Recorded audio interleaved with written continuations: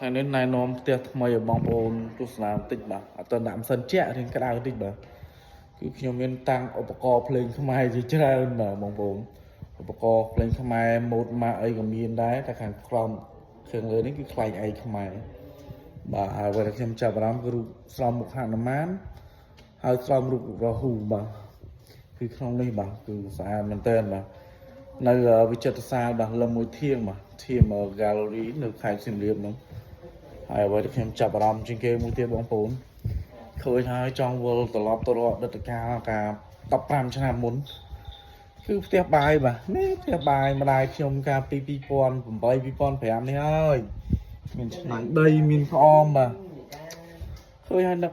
អតីតកាលចង់នៅក្មេងវិញធំឡើងរឿងច្រើនពេកចង់វិលអតីតកាលឃើញ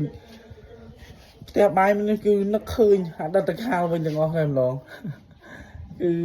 បែបបុរាណយើងពីស្រុកស្រែបាទនឹកណាស់ខេត្តកំពតទឹកដីបាទបែក20ឆ្នាំហើយដល់ទៅវិញទេ